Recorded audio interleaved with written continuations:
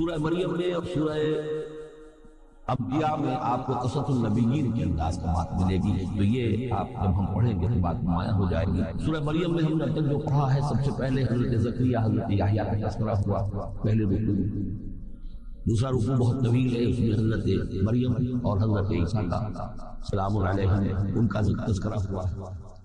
تیسرے رکوع میں پھر حضرت ابراہیم علیہ السلام کا، ان کے ساتھ ہی پھر حضرت اسحاق اور حضرت یعقوب کا تذکرہ ہوا ہے۔ حضرت ابراہیم کے بارے میں کہا گیا کہ انہ کان صدیقا نبیّا۔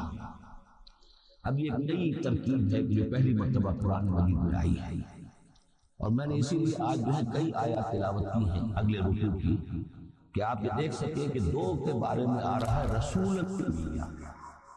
حضرت اسماعیل اور حضرت موسیٰ علیہ السلام رسول نبیّا، انہ کان رسول نبیّا، اور دو ہی کے بارے میں آیا انہ کان صدیقا نبیّا، یعنی حضرت ابراہیم علیہ السلام اور حضرت ادریس علیہ السلام۔ اس میں فرق کیا ہے؟ ظاہر بات ہے کہ الفاظ مختلف ہیں، ترکیب مختلف ہے، تو یقیناً ان کا مفہوم جدا ہے۔ اگرچہ بہت ہی میرے علم کے حد تک کسی نے اس پر توجہ نہیں کی ہے، بلکہ ایک بہت بڑے عالم تھے جو مفسر قرآن بھی ہیں، ان سے میں نے تذکرہ کیا، ان کا کہ کیا واقعی ایسا ہے؟ یعنی یہ کہ وہ تفسیر بھی لکھ چکے تھے، لیکن انہوں نے توجہ نہیں کی۔ ہوتا یہ ہے کہ آدمی جب گزر جاتا ہے کہ ان کے ساتھ اگر کسی چیز کی توجہ نہیں ہوتی، کیا واقعی ایسا ہے؟ دو کے بارے میں ہے رسول النبی اور دو کے بارے میں ہے صدیق النبی۔ تو میں نے ان سے سوال کیا تھا کہ اس میں پھر کیا فرق ہے؟ اس کے لیے میں چاہتا ہوں کہ جس حد تک کہ مجھ پر وہ بات اللہ تعالیٰ نے منتشر فرمائی ہے وہ آپ کو بھی میں آپ کے ساتھ بھی شیئر کروں۔ یہ جو ہم پڑھ چکے ہیں، ایک تو سورہ فاتحہ میں اہدنا الصراط المستقیم صراط الذین انعمت علیہم، راستہ ان کا ہمیں دکھا، اس ان کے راستے پر چلا جن پر تیرا انعام ہوا۔ اس کی وضاحت سورہ نساء میں آئی، وَمَن يُطِعِ اللَّهَ وَالرَّسُولَ فَأُولَٰئِكَ مَعَ الَّذِينَ أَنْعَمَ اللَّهُ عَلَيْهِم مِّنَ النَّبِيِّينَ وَالصِّدِّيقِينَ وَالشُّهَدَاءِ وَالصَّالِحِينَ وَحَسُنَ أُولَٰئِكَ رَفِيقًا۔ یہ منعم علیہم جو ہیں، جن پر اللہ تعالیٰ کا انعام ہوا ہے، یہ جو جماعت ہے منعم علیہم کی، اس کے 4 درجات ہیں۔ اوپر سے چلیں گے تو انبیاء سب سے اوپر ہیں، پھر نیچے ان کے درجہ ہے صدیقین کا، پھر ان سے نیچے شہداء کا، اور پھر بیس لائن سمجھیے کہ وہ صالحین مومنین، جو نیک دل مسلمان ہیں، مخلص ہیں، صادق القول ہیں، صادق الایمان ہیں، یہ گویا کہ بیس لائن ہے۔ نیچے سے چلیں گے تو اس بیس لائن سے کوئی شخص ترقی کرے گا تو پھر درجہ اس کے لیے کیا ہے؟ شہادت کا ہے، اس کے اوپر ایک درجہ صدیقیت کا ہے، اور واقعی آخری درجہ ہے، اس لیے کہ اس سے آگے نبوت کا جو درجہ ہے وہ اقتصادی نہیں ہے، وہ تو وحی ہے، اور وہ دروازہ بھی اب بند ہو چکا، وہ ہمیشہ کے لیے وہ آؤٹ آف باؤنڈ ہے اب نوع انسانی کے لیے، وہ نبوت کا دروازہ بند ہو چکا۔ اس صدیقین اور شہداء کے درمیان کیا فرق ہوتا ہے، اس کو اب سمجھ لینا چاہیے، اور اس کو جدید سائیکالوجی کی 2 اصطلاحات کے حوالے سے آپ بڑی آسانی سے سمجھ سکیں گے۔ اللہ تعالیٰ نے عام طور پر انسانوں کو 2 مختلف مزاجوں پر بنایا ہے، ایکسٹروورٹس، انٹروورٹس۔ کچھ لوگ ہوتے ہیں کہ جو باہر کی دنیا سے انہیں زیادہ دلچسپی ہوتی ہے، کچھ کھیل کود میں، سیر میں، باغ، یہ وہ، باہر کی دنیا سے ملنا جلنا،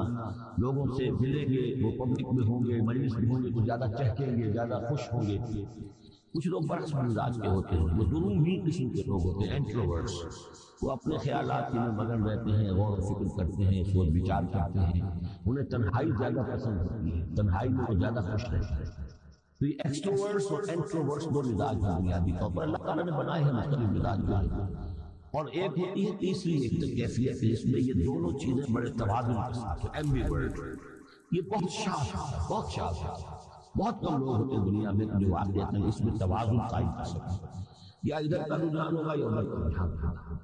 تو جو یہ انٹروورٹس ہوتے ہیں، جو غور و فکر کرتے رہتے ہیں، ان کے اندر جو ہے وہ یہ سمجھیے کہ فطرت کی جو اصل حقائق ہیں وہ کچھ زیادہ محفوظ رہتی ہیں ان کے غور و فکر کی وجہ سے۔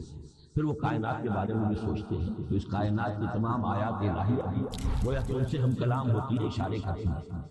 یہ وہ لوگ ہوتے ہیں کہ جن تک گویا کہ وہ حقائق از خود روشن ہو چکے ہوتے ہیں ان تک، کہ جیسے ہم نے سورہ فاتحہ پڑھتے ہوئے کہا کہ کچھ لوگ ہوتے ہیں اپنی فطرت سلیمہ اور عقل سلیم کی رہنمائی میں یہاں تک وہ پہنچ گئے کہ اللہ کو پہچان لیا، آخرت کو پہچان لیا، یہ بھی سمجھ لیا کہ اللہ ہی کی بندگی کرنی چاہیے، کیسے کریں یہ پتہ ہے، اہدنا الصراط المستقیم۔ اب وہ راستہ مانگتے ہیں کہ ہمیں راستہ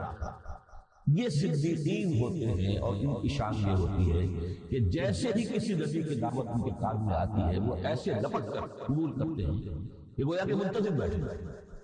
جیسے کوئی شخص وضو کر کے بیٹھا ہوا بس اذان کی آواز آ میں چلوں اتنا ہی ہوتا ہے۔ اسی لیے حضور نے فرمایا ابو بکر رضی اللہ تعالیٰ عنہ کے بارے میں کہ میں نے جس کے سامنے بھی ایمان کی دعوت پیش کی اس نے کچھ نہ کچھ توقف ضرور کیا سوائے ابو بکر، ایک لہجے کا توقف، گویا کہ وہ تو تیار بیٹھے ہوئے۔ البتہ جو ایکسٹروورٹس ہوتے ہیں وہ چونکہ ان کی توجہ نہیں ہوتی حقائق کی طرف، وہ دنیا میں مگن ہے، کھیل کود میں ہے، شکار میں ہے، کشتیوں میں ہے، ہنسی مذاق میں ہے، گفتگو میں لگے ہوئے ہیں، تو انہیں کچھ زیادہ غور و فکر کی ان کے اندر جو ہے طبیعت کے اندر میلان نہیں ہوتا، لہذا انہیں دیر لگ جاتی ہے نبی کی دعوت کو سمجھنے میں، اس کی طرف متوجہ ہونے میں۔ لیکن یہ ہے کہ جب ان کا توجہ ہو جاتی ہوتی بھی آپ کو جذباتی انداز میں ہوتی ہے، لیکن جب ان کی توجہ ہو جائے جذباتی انداز میں تو پھر یہ ہے کہ وہ چونکہ ہوتے ہیں ایکٹیو زیادہ ہوتے ہیں، لہذا وہ اپنی فعالیت کی وجہ سے آگے نکل جاتے ہیں، بظاہر وہ صدیقین سے آگے نکل جائیں گے فعالیت کی وجہ سے، اس لیے کہ وہ فعال زیادہ ہے۔ اب اس کی مثال حضرت عمر ہے، حضرت حمزہ رضی اللہ تعالیٰ عنہ 6 سال لگ گئے۔ حضرت عمر کے بارے میں آپ کہہ سکتے ہیں کہ سب کچھ گھرانہ مختلف تھا، وہ بنو عدی میں سے تھے، حضور بنو ہاشم میں سے تھے، لیکن حضرت حمزہ ہم تو دیر لگ گئی 6 سال، سگے چچا ہیں، دودھ شریک بھائی ہیں، ساتھ کے کھیلے ہمجولی ہیں، نہایت محبت کرنے والے حضور سے، اور اسی کیفیت کے اندر وہ ایمان لائے۔